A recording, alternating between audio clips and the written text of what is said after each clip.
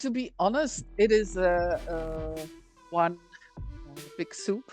I love my work, and if I'm at home, I'm also working on a project, or sketching, or thinking about it, or making some calls, do my emails, think about new challenges, new things to take on. There is sometimes where I find that peace and like, okay, let's do nothing in my head. It's like with yoga, or I recently visited my daughter. She lives on Bali now.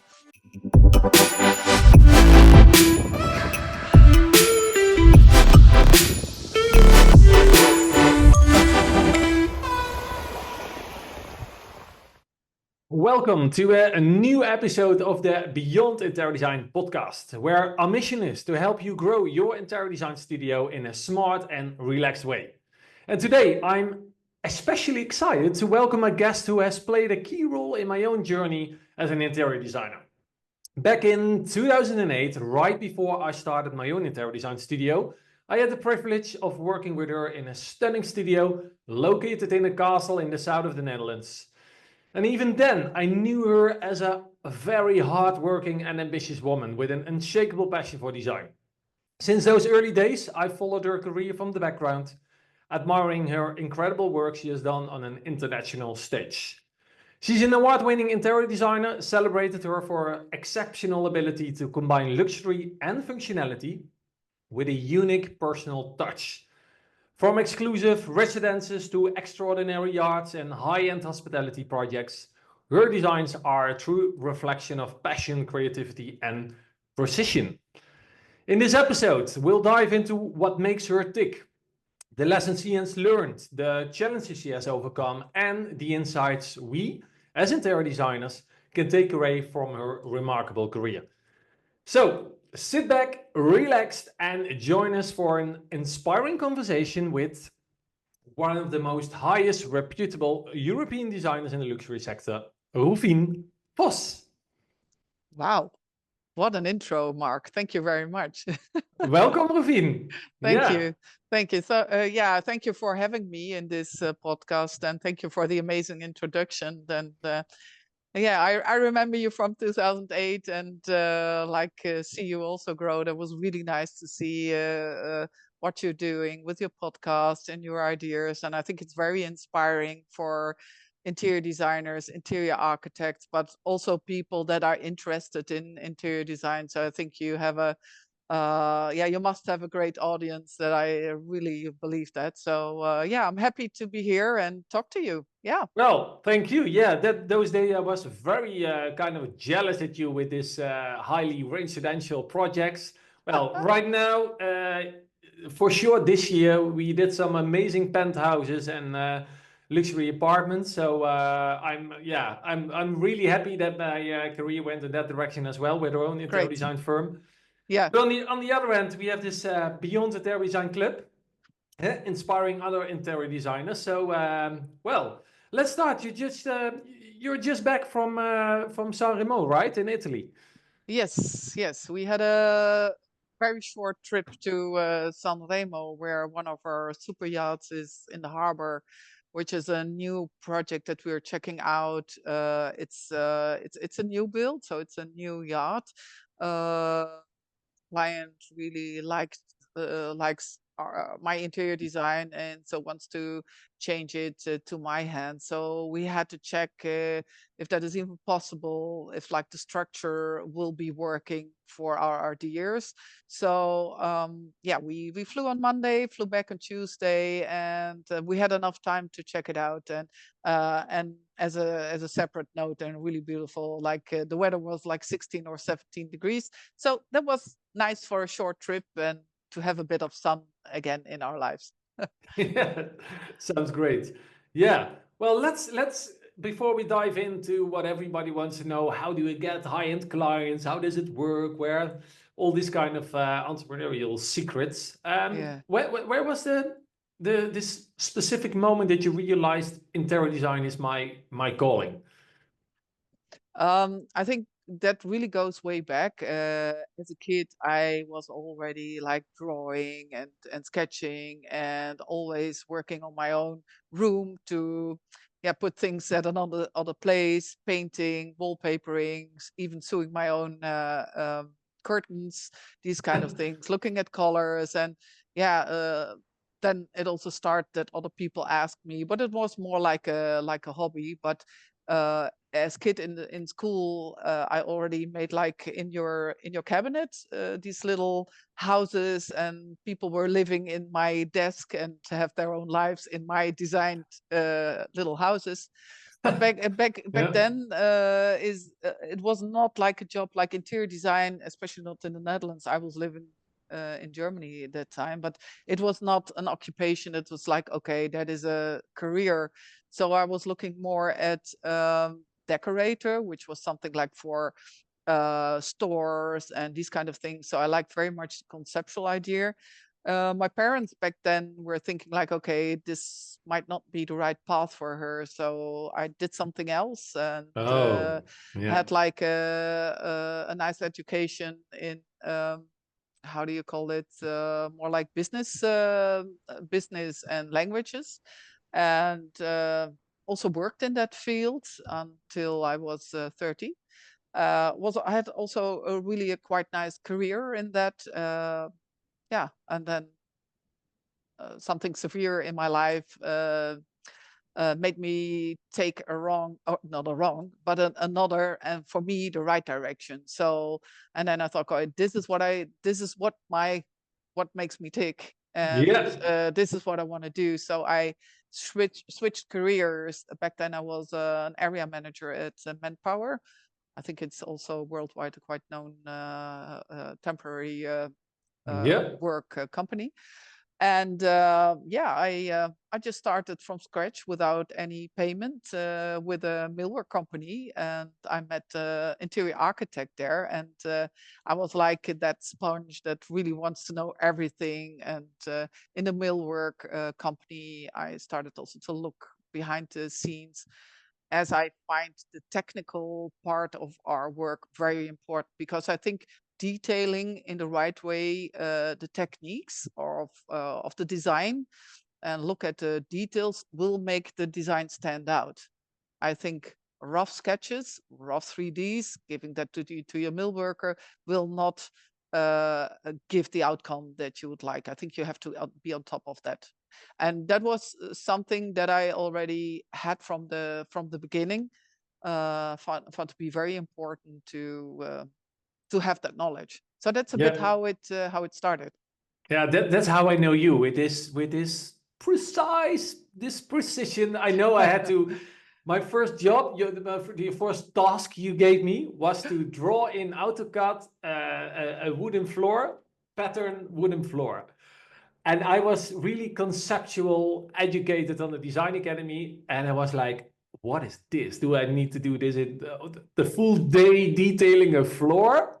What is this? So, I got crazy doing these kind of jobs in your company. So I knew now, when you look back, it's all clear. But at Yeah, that moment, I was like, oh, is this interior design too? Maybe yeah, there's something different going on there. And yeah. the full room was, um, the whole castle rooms were filled with fabrics and curtains, and that was your passion, right? The Yeah, very fa- much. fabrics, Yeah, fabrics, fabrics everywhere, the whole world. Yeah. yeah. I think that is like what changed in my career was that is a bit like, of course, I find it important to pick the right materials, but growing in this field, everything has a bit more balance. And back then, everything that I liked, I bought. And like, Yeah. okay, I want to have it. I want to be surrounded about the most beautiful with the most beautiful fabrics, wallpapers, and materials. Yeah. And now I do more cherry picking, look at my market, and that's also a way to grow. And on another note, we're in Amsterdam, located in Amsterdam since 9 years now.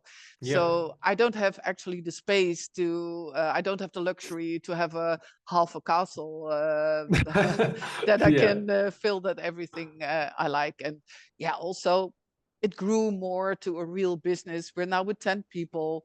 So 8 people that has work on a contract, 2 that have a flexible contract. So I have a bit of, if it's a bit more busy, I can hire them, and otherwise they're not working here. So That's Wow. that's Yeah. what changed over the years. But still, I have a great passion for materials. A few weeks ago, I traveled to India, where I was really fulfilled with, yeah, like, oh, this is like heaven. Uh, what they can make with materials, to the nitty gritty detail, like especially, for instance, in marble inlays or inlays with mother of pearl.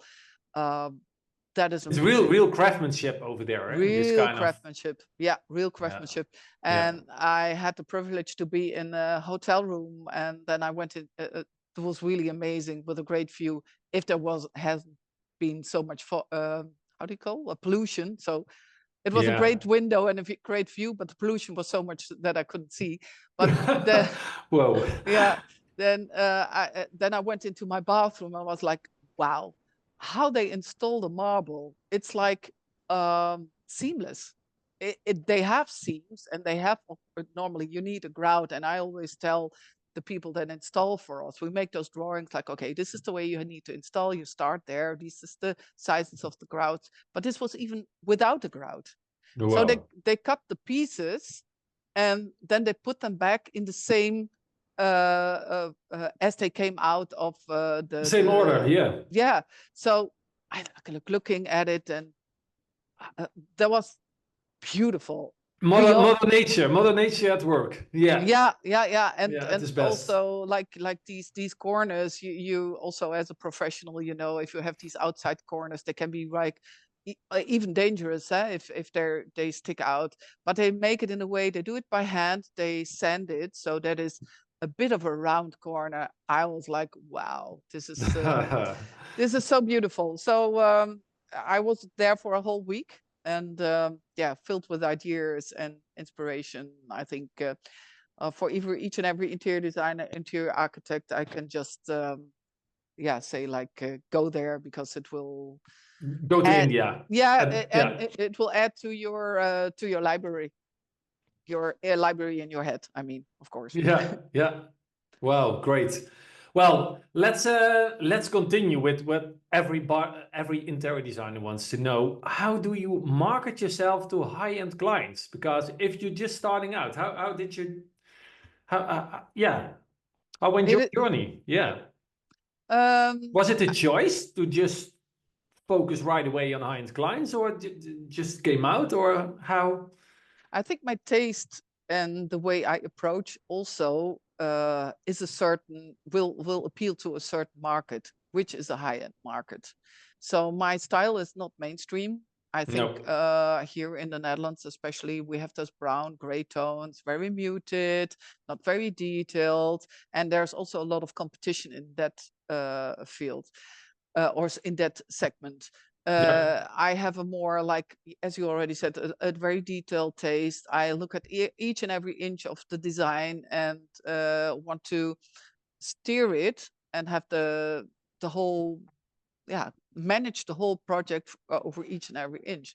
And I think that appeals to a certain a public, a certain Yeah. group of people that like that. And yeah, my taste is also yeah, I think a bit international. So I think we appeal to well-traveled clients.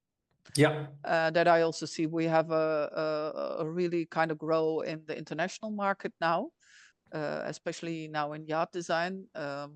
So yeah, and on top of that, I think from my former career, knowing how to run a business, like I was an area manager responsible for sales, but also for costs, and to know how that works, translating that into my design, you also manage a project, and I know what you have to do. And I think for me, it's always quite simple, and it says like, do preach what you Practice what you preach. practice what you Yeah. preach. So do what you say and say what you do.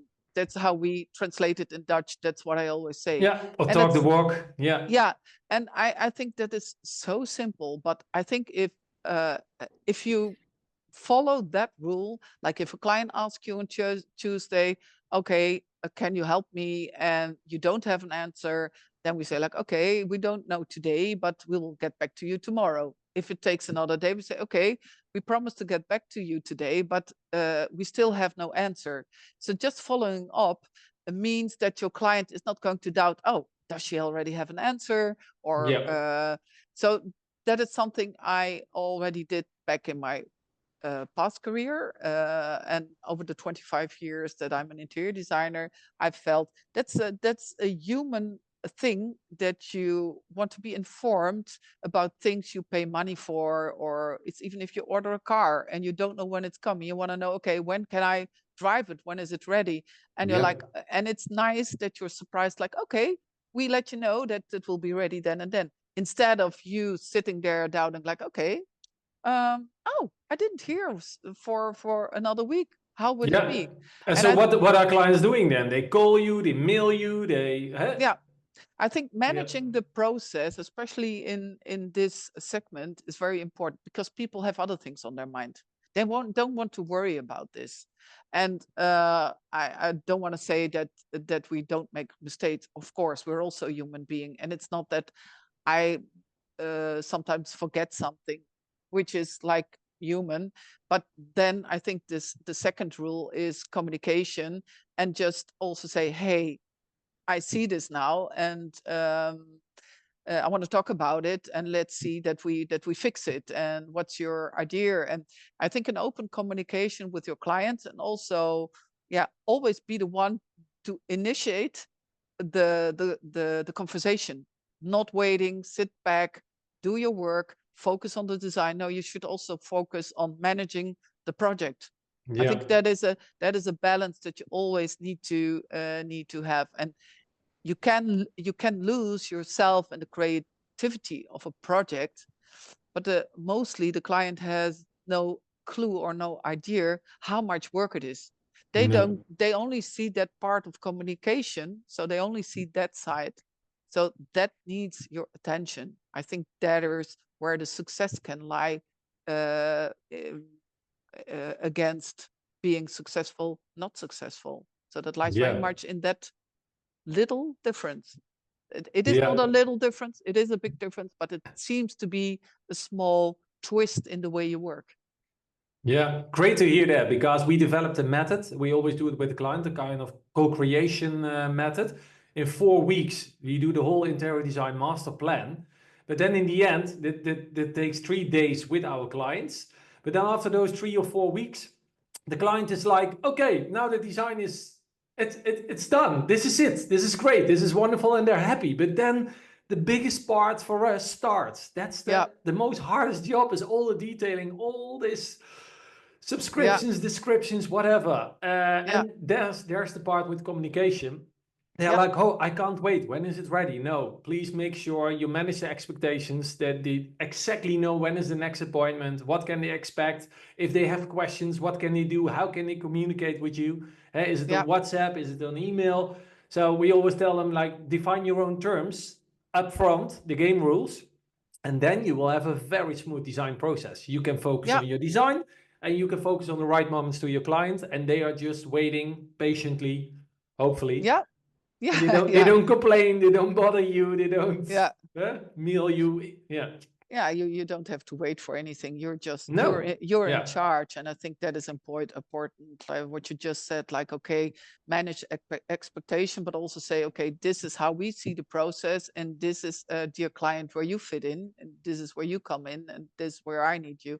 Our projects in like the luxury residential field are mostly like 3 or 4 years that we work on it. So we also get to know the client really well.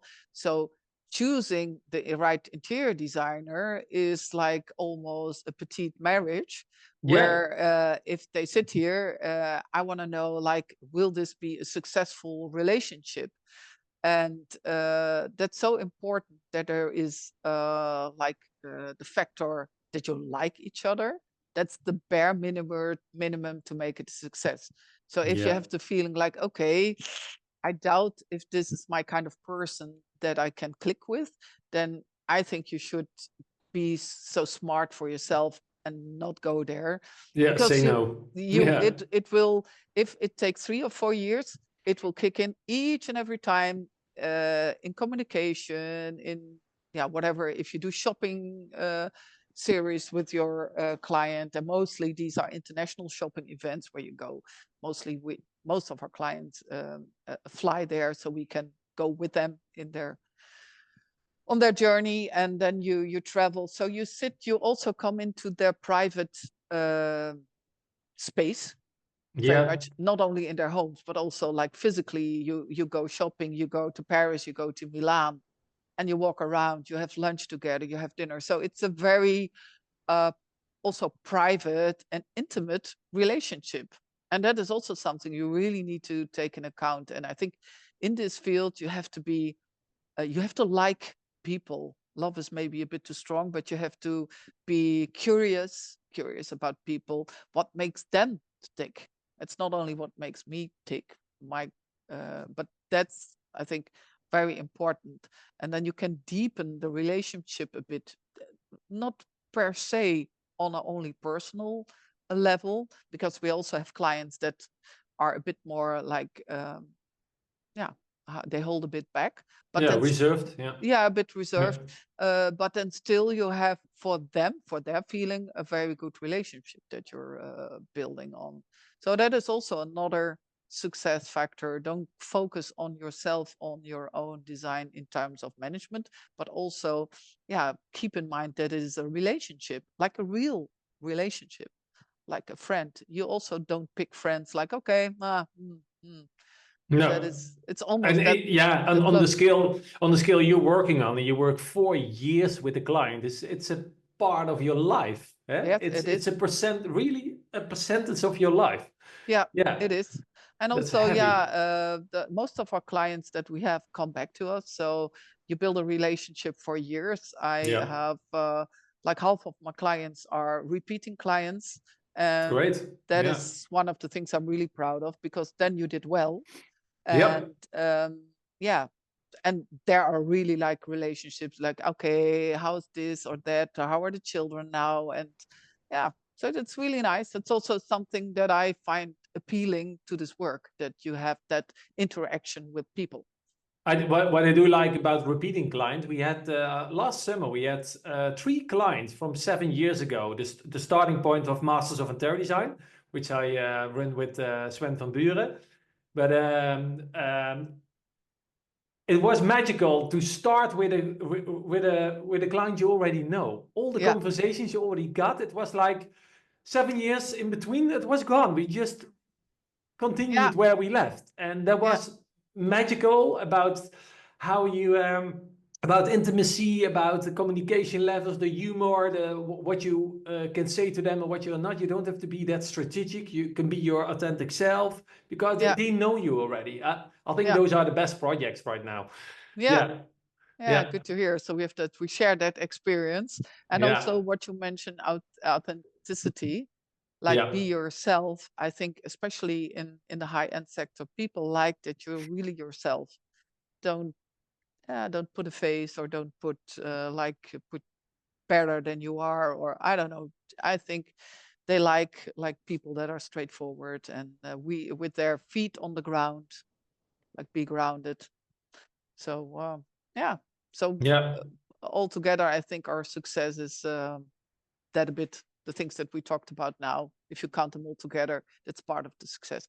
And like the first part is, of course, the creativity. And we have we changed as I told you, that we're working on a new marketing concept. We don't change anything in the company, not our ideas, but we just want to share it more. So one of the things that we say is, like, as I said to you, tailored to wonder. And tailored to wonder. Yeah. It's a kind of vision, mission of your company, to share with your clients what kind of direction you're going. It's almost a kind of brand promise, right? You're promising them a wonder instead of a beautiful interior design. The other one is advocate gentle over dominant and confidence over arrogance. And that says in a few words who we are, and how we tick. And that's also from these two sentences, you already have a feeling. Who is this? What can I expect? So I think it's also important to already be clear in the promise that you have on your website or in your communication on the website or Instagram, whatever. So that's something we really focus on now, that it's really clear from the beginning what you get yourself into. We call it the design principles or the design religion. It's part of our interior impact formula, the training we do in the coaching. It's a kind of foundation for great design. People are signing up for this promise or this religion or this vision. If they like it, you're the designer. If they want to believe it, you are the designer. It's like there is this connection. You attract with this sentence, this kind of rule sets or game rules, you attract the right clients. Yes. And so that's again what you're telling me. Be authentic, be yourself. Otherwise, you will attract people. If you don't tell them you are a perfectionist if you're not. We once had a lady who said, I'm a real perfectionist. And all her communication were grammatical mistakes. And she was not perfectionist at all. But in interior design, yes. But not in the way she works and communicates. So there was a problem going on with her company because she was attracting all this perfectionists, like everything needs to be good in communication level, in this and this and this. No, she just wanted to attract people who loves a beautiful, perfect design.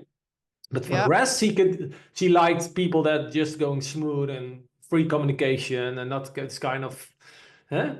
Sounds difficult. Sounds difficult, but she. Yeah. So, well, we call it a set of principles. So you have a few, so that's great. You can communicate them. You stay true to yourself that way. The client relationship will, flow in the right direction because they know who you are and what you do and how you do it. What about this kind of style and signature? If we talk about principles, how can you say that? Because you say you can, you don't call it go with the flow, but it's custom made, it's tailored. So how do you? Because they can expect everything actually if they work with you. I think if you say we advocate gentle over dominant, that also gives already something about a style. It's not going to shout and confidence over arrogance. So there's also a certain luxury in it, a certain promise that it's it's balanced. So if I look at the style, I think balance is definitely a thing that is important. But what is key is that from the start, it seems to be like opposite things, like something very raw with something very sophisticated. So if you look at my designs, you will also always see those these contrasts. That's the right English word. So the contrasts that are designed to be balanced, and that can be like in color, in materials, or in form. So these are the three ingredients that you need to manage within a design. And there I love to make like these little, we say schuren. There's an English word like, okay, that's like, it's a kind of itchy combinations. Like, wow, what's happening there? And a little pop, and it can be a color, texture, or a form. And so that you also can give people like a smile on their face. So that's like, oh, wow, that's cute. Or, oh, that's so it's also nice to put a little cute fun factor in, not to laugh out loud, but that it puts a smile on your face. That's something I definitely like to do. Yeah, what I love to hear from you is that your principle set is not about like I'm aesthetic, aesthetic principles like I'm a minimalist or I'm a country life style designer or I'm classic or new modern or new metropolitan, whatever. It's you're having we call this the beyond level. You're communicating in another level than just aesthetics. It's kind of the vision behind the aesthetics. Yeah. And there you create for yourself lots of freedom, but also great understanding of your clients, why you do what you do, because they can understand your design decisions. Not by like, oh, do you like this or not? No, I don't know. Do you like this or not? And then you have to design 7 times, do it over and over again, and the client doesn't get it. No, they get it because your set of principles. Yeah. Yeah, you educated them. Yeah, and if they like these principles, we start designing. So if we have a new client, we always start with a very extensive meeting. I love to do that in their homes where they live now, because then they also can point out, they do most like, oh, I'm mostly like, okay, I love that chair. It has been from my grandma and so dear to me. Or you get so much information, also how they act in their homes, how they walk around, and they point out things. And we have like a questionnaire that I go through with them, so that I have a good vision and good idea what they like. And the clearer the client is there, the faster it goes. And I think, to be honest, it never happens that we start up with a design that people don't like. Of course, I always try to ask, like, okay, out of 10, where are we now in this design idea and this direction? And the lowest that we score is just under 8, but mostly it's 10. It's a bit of a difficulty, but 9 at least. It's 9, and then you have, of course, like, you have to steer a bit to the left, to the right, or So you measure it in the design process. Every time you have some kind of checkpoints, like, are we heading in the right direction? No, that's just really in the beginning, because it's like, if you start up the design, and for instance, what I like to do is start with one room and say, okay, we're going to do this whole house now, but let's start with one room that is really important to you. Which one would you like to suggest? And doing that and getting the direction in that process will help you for the other rooms. So that means that if it's not like a 10, then you can see, okay, where is it? Is it in the materials? Is it in the colors? Is it in the, whatever? It can be anything. Sometimes it's just a vase. It's like, I love it, but that vase. So, but that's an easy one. That's an easy one. But of course, that's a minor detail. But having then the vision on one room, you can replicate that to the other rooms. Not, of course, the design, but the design idea from the atmosphere. So you have the principles, but then you have to set an atmosphere, which is then the next step that you take. Yeah, I like it, because the way you decide all these shapes, colors, and materials is based on the emotional level. We have, at the Institute, we have the Beyond Interior Design Club. We have the phrase "form follows meaning." That's our religion. I think it all has to do with meaning. If it has no meaning for people, why should they go for this probably beautiful design? But then what's the value of it in their life? If they have something beautiful and it doesn't mean anything, what is the purpose? I do think that there is also a certain market that likes to just say, okay, I like this designer that does always like, that is recognizable, like, okay, it's from that hand, and I want to have a bit of a replication of that. There is another group of people where they say, my interior has nothing to do with me. It's just could be. Sounds crazy for me, but there are people in the world living that way. And that is really actually very funny. And also, I'm always curious to these kind of people, because you meet them, of course, also not so much. It's not the clients that sit here on my desk, at my desk. No, but you will meet them, once. And then I'm always like, okay, but I can also understand with how they explain that works for them. So, but that is also fine. I think that for everybody there is an interior designer, and there is enough work for all of us. And that's the beauty of it. But in general, I do think if you're like that your home should reflect who you are.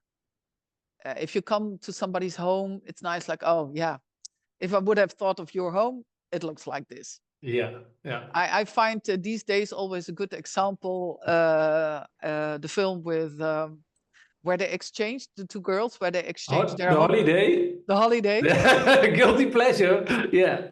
I think every year I look it again, and Me too. Guilty. Yeah. I love it. But that is a very nice way where you see like the homes. You can already like see the person. Yeah. It fits. So the English girl in the cottage and the American girl in the huge house, and that they did perfect. Yeah. And I think all these objects, all these activities that doesn't work for the other one, the way how they open the door, the entrance, everything is off on their lifestyles. Yeah, it doesn't work for them. Yeah. But I think that is a very good way. If people don't understand what are you saying, most people know this film, and I always say, like, this is a good way to show how a home works for a person and the other way around. Yeah, great example. So I find it a funny example. Yeah. Yeah, it is. Yeah. Well, talking about work-life balance. Interior design can be all-consuming, as you know. How do you balance your career with your personal life? To be honest, it is one big soup of where I don't make really distinction. I think you say in English of between. You don't separate work. Yeah, I don't it's separate one. them because I love my work, and if I'm at home, I'm also working on a project or sketching or thinking about it or making some calls, do my emails, think about new challenges, new things to take on. There is sometimes where I find that peace and like, okay, let's do nothing in my head. It's like with yoga, or I recently visited my daughter. She lives on Bali now, and there you have a good opportunity to relax. And we went into the jungle, and then it's really family life. I think what I find to be important is family life, but my social life is very much work related. I have a few very good friends in my private life, but I think 3 or 4 of the days in the evenings I'm out and about, and it's mostly related, not specifically only work, but it's people that I know through my work, or it's related to work, and I'm fine with it. And also that is important to tune in with your partner. I have a relationship for now almost 15 years, and we need to tune in how we see life. And my partner is he's not working a lot anymore because he chooses to travel a lot. He is a mountaineer, dives. He just went to Philippines a few weeks, and there we said, okay, just give each other the freedom to follow your heart and do the things that you like. He can't ask from me, okay, go on these travels. It's fine, but I do it in a different way, and I want to be here with my team to support and to give my design idea and how I wanted to do it. That's important here. So we really talk to each other and say, okay, we have this amazing life together and we love each other, but also there is things that we do on our own. I focus on my business. He has other plans, and it's fine. And I think that decision gave me a lot of peace, because it was like, okay, but I have to do both, and I can't. You want to do both. Yeah, and if they ask you at the airport, is it a business or pleasure? You tell them business and pleasure. Yeah. So so in the end, we find a perfect way to get it done. And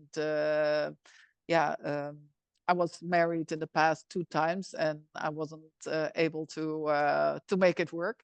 And of course, you learn from your mistakes, and they were lovely husbands, and I look back to it also with love in my heart. But I changed a lot over the years. We already talked about it when we were in the car, and I said to you, As you know, my oldest daughter passed away, and that is now 4 years ago. She was ill for a really long time. So during my career, that was, yeah, you couldn't say on the background, but it was always there. Yeah. The You cannot ignore it. It's no, no, impossible. Impossible. no, Yeah. and we know that she would pass away, and that on one hand, she made me follow my heart when I got to know that she was sick, and uh, now on another,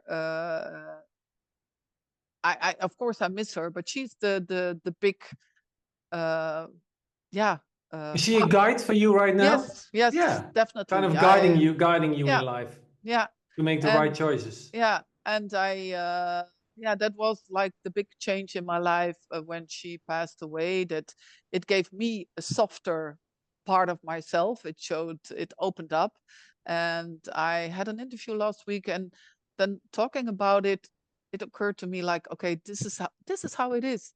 I was like in a tunnel. I switched the light on, so that was fine for me. The light was there, and I needed to guide her, to be with her, and to have the career. That's what I wanted. And of course I also wanted to take care of her. And now it's over 4 years ago, and I see that tunnel that I get out now, and there is now like daylight. So that changes. So Wow. Yeah. I yeah, that is something that really made me who I am now and where I'm standing now. And I really appreciate and am grateful for that softer side that I uh, have now. And Yeah, yeah, that's yeah. If I remind you from working with you back then, that's a tough lady. yeah, Yeah, yeah, yeah, and you were doing everything for your clients, yeah, everything. I remember I yeah, had to go on a Sunday in a car bringing a chair, and I was like, is this the career of an interior designer? Well, I know where you are right now, but I know too that you changed your terms. And yeah, living on your, we call it living on your own terms. Your terms yeah, have changed, yeah. and you can still do an amazing job for your clients. You don't have to be Better. there 20, better, even better. Wow. Yes, better. Okay, tell me I more. think better. What's changing if you don't bring deliver a chair on Sunday morning? I think you need to stay close what is genuine to you. And I think everybody wants that Sunday breakfast with a nice cup of coffee or tea or whatever you like. That you need that time for yourself. So if you put that stress, for instance, bringing a chair on a Sunday, it will not make you happy. So every yes that you say to a client should also be a yes to yourself. It's a yes to your client, but it feels like a no for yourself, and you do that often, that leaks energy. And I think it's important to do like, okay, it feels yes, and for me, for the client, so it's good to do. But Yeah, if you are like feel like, I don't feel like it, sometimes you have to do things that you don't feel like. But of course. Yeah. it should be a balance. Like if it's once on every on a scale of 10, that's fine, but don't go further, because your energy will leave. It will leak. Everything that you do should be a definite yes. And if there is something like on a scale of 10 there is a 9 no, then you should either rethink your career, rethink your set of rules. So then you really you have to look at your life, how you look at things, and how you please maybe too much the people. Because as you said, if it would have been on a Monday, that would also have been fine. Or just Probably. Yeah. yeah, or take the freedom in communication. Say, hey, client, I have a family. I want to dedicate the Sunday to my family. I want to come on a Monday. I'll be at your place at 9 o'clock. Is that okay with you? Everybody will be okay with it. Yeah. And people that are not okay with that, with that, are not your kind of clients. If it's only based on I want it on Sunday, that are not the clients that you want to work for. No, at least we're not. We don't want to work for those Mm. people. No, No. I think in general, for every person goes, if you have to do things that are like working against you, because that works against you, Yeah. you can't give the right energy, the quality of energy also True. to the project, because it interferes. It has a negative association. Yeah, and it's really like working for them, and you want to work with them as well. Yes. You don't want to Yeah. feel a kind of slave or just, yeah, I don't know. Yeah. It would Does it only feel right? yes, Disrespectful. yeah. And Yeah. if it feels right and it feels like a yes, do Yeah. it.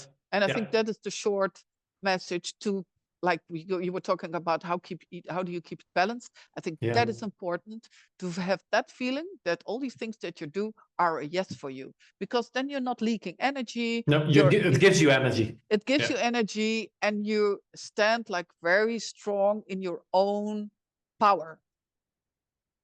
And managing your own power is one of the successes that are just there for you. You just Yeah. have to choose it. Wow. Great. Yes. Whoa, we have a deep conversation, but it's so true. It's all Yeah. starts with you. You are, it's not your business, it's you. You need to make decisions. You need to determine your set of rules. You need to determine your Boundaries. your principles. Yeah, it's you. So Yeah. you have the freedom to design your life, your business. So if you don't do it, somebody else will do it for you.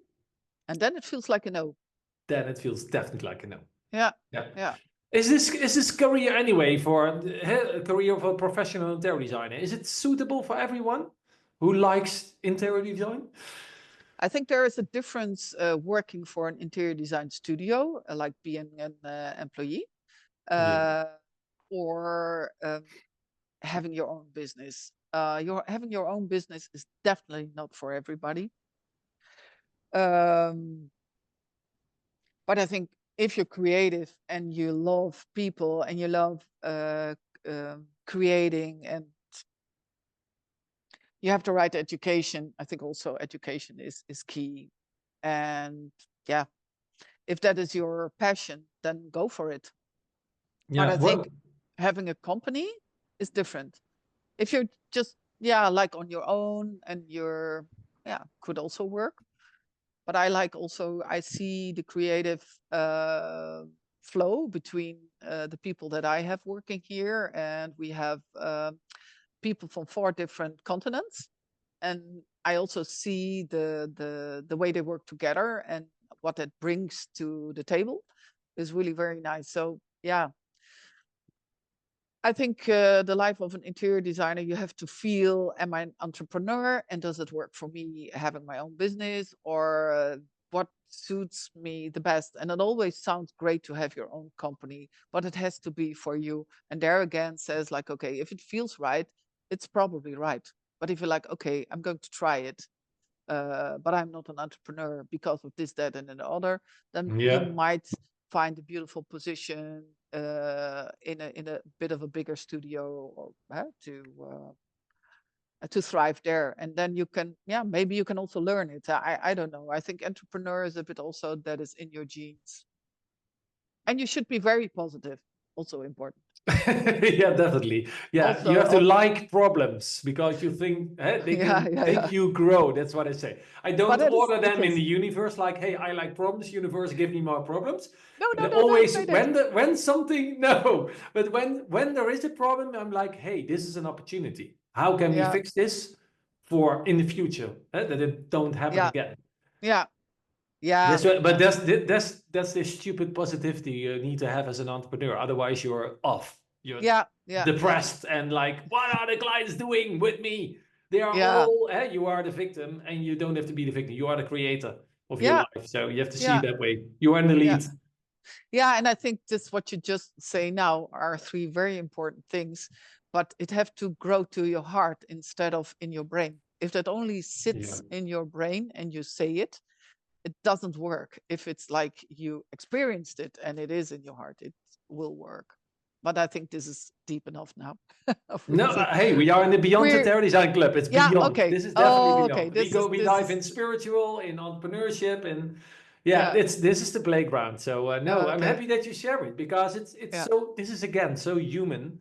Yeah. You can talk about skills, but it is about you as a personality, individual. How do you feel? And that's the energy you bring into the world. Yeah. Yeah. Yeah. What role of I'm curious. What role has mentorship or coaching played in your journey in your career?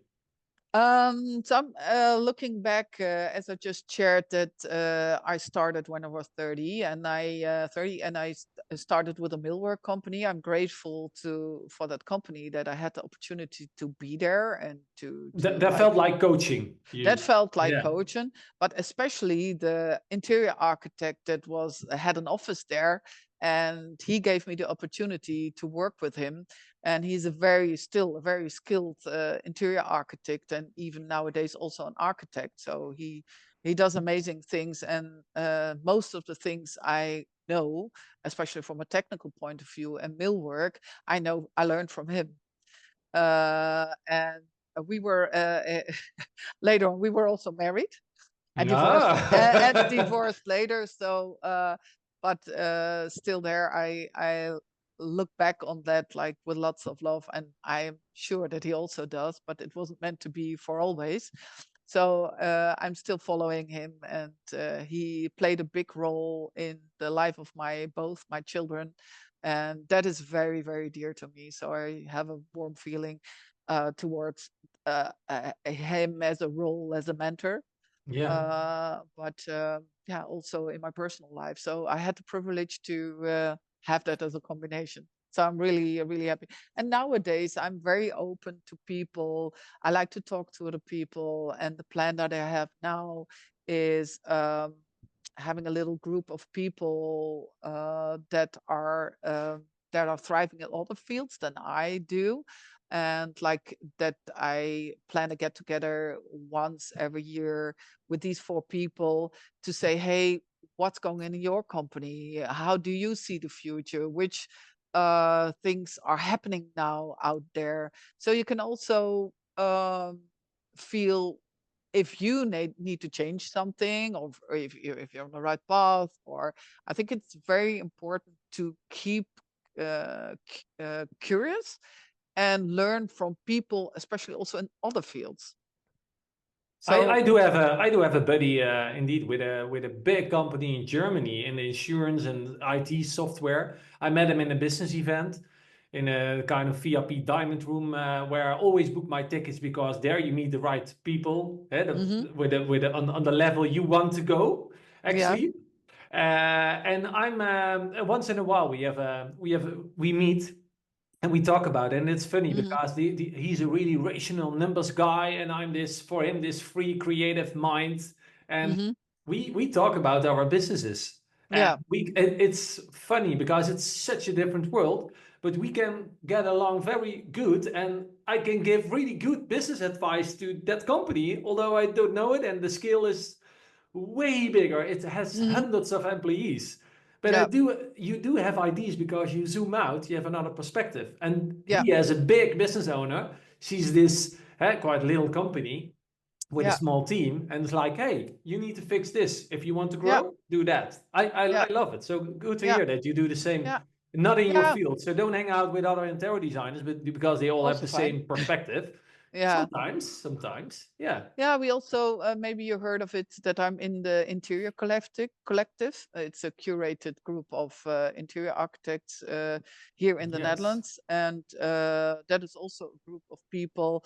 Yeah, it's not mentoring, but we also reach out to each other and say, "Hey, I have this really challenge now going on. How would you deal with it?" And then you get like from a competitor a nice advice, and our styles are so different that we don't yeah, there's no competition like so that is also a nice group of people that I feel very comfortable with, sharing ideas, getting ideas, and yeah, just be curious to other people and to other businesses. I think that makes you grow. If you I think the saying at one day like, okay, I reached what I wanted to have, or where I wanted to be, that's never Yeah. good. I think there's always like a next thing in life or a next step in life, and curiosity. There was a song once, "Curiosity kills the cat," but I think it's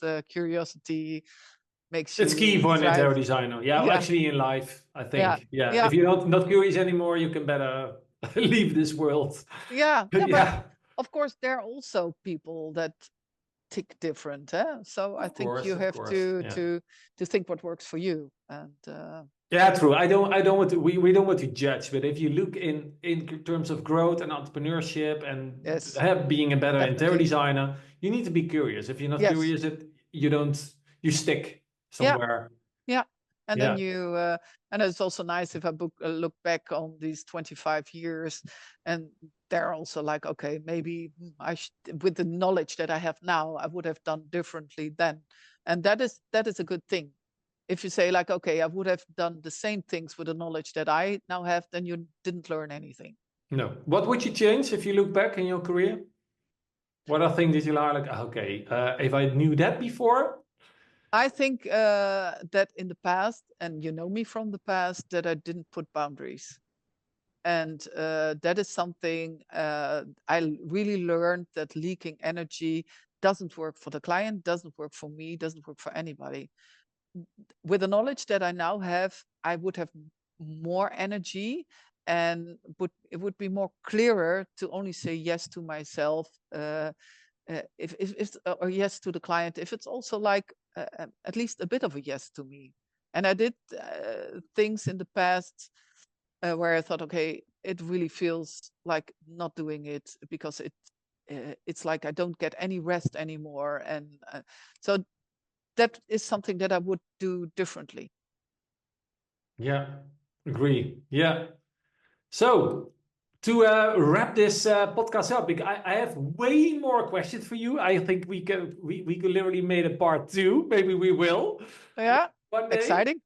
Yeah. I love to speak to you Yeah. more. Yeah, I have so many more questions, and I love this in-depth conversation. That's the whole idea of the Beyond Interior Design Club, to have a Hmm. free conversation, and we don't script it at all. This is Yeah, this is that's it. This is nice. the true interior design life. I want to wrap it up with a Yes. potential about dreams and aspirations. Is there any dream project? Because you're working on, well, in Sarimo was a 40 meters yacht. I Hmm. even heard you in other interviews and podcasts about talking about ships that you cut them in half, extended with 10-meter extra. You Hmm. totally refurbish it. Well, it sounds like amazing challenges. What is it kind of dream project that is on your bucket list? Yeah, I actually have a dream project, and Going on already? no, Or no, on not your going list? on. On your No, it's list. on my list, and All right. um, I'd love to do like a shop in luxury goods in one of the bigger cities. What That kind like, of brands are we talking about? yeah, Cartier, Dior, Chanel, It's all okay. That's the same for you. Yves Saint Laurent. No, I like, if I look at my closet, Dior is one of the brands, and Dior. Yeah. Cartier is also a brand that I like from the jewelry, like very much. Yeah. It's a go-to brand for me. But it's more like not about so much like that I find the brand to be important. What I like about it is that you can have that you can make, as an interior designer or interior architect, an impact on the sales of a company of that level in the market. I'm sure that I know that what the kind of people that go to these kind of stores, what makes them tick. And I would love to translate that and say, okay, now we have this design, and turnover even increases. So I think having a role in, because it's also from a commercial point of view, that's where Yeah. it comes from, that you say, wow, that that You can measure the impact with yeah, numbers and yes, not only emotions or happiness, or that's hard to measure always. yeah. But these are literally, yeah. And I do think that with the clients that we have and the experience that we have, they were that we're definitely capable of doing that. So I already reached out to the universe to send it. So I'm just waiting here to to do it. And like, we are now doing the how do you say, the hotel Chateau Gerlach, the last phase. We did it in a few phases, and it will be ready just before TEFAF 2025. And they now got just recently a 5-star instead of a 5-star. It will not be only Wow. because of our interior design, but I'm sure that our design makes an impact. And I saw Yes. it yesterday. I saw it posted by L Decoration. So Ah, I think we are in a good great. position. Yeah. Yeah. Well, wonderful. So it's going to be a wonderful year for you next year. Literally a year of wonders in your company. Yes. Yeah. You're celebrating 25 years. Yes. Yeah. Yeah, amazing. Congratulations. Yeah. My new book will be out by the end of next year. So we're working on that. And A coffee table book or literally a biography of your journey? what I do want to share some other things than only my own work. I'm very fond, as we already talked about it, about craftsmanship. Yeah. So I would like to. I'm now talking to my most dear crafters that I have and work with in my projects, Wow. Yeah. to have them in the book, share their story, show what they are capable of, and I think that is something that people really would like to see behind the scenes of, like, how is it crafted and what Yeah. kind of people are even working. But again, it's so authentic. It's so you to use that craftsmanship and that's how you see the world. That's your Yeah. perspective on the world. So Yes. it's Yeah. great to share this, this quality, this expertise. Yeah. Yeah. Sounds great. I'm curious. Yeah. Yes. Well, thank you so much for sharing your incredible journey and insights with us today. Roelfien, your story is truly inspiring. I'm sure Thank you. our listeners will walk away with a wealth of insights and motivation. Yeah. Okay. Yeah, Great. to Yeah. design their own life and design their own businesses, and preferably in a relaxed and smart way, Yeah. Yeah. if Yeah. possible.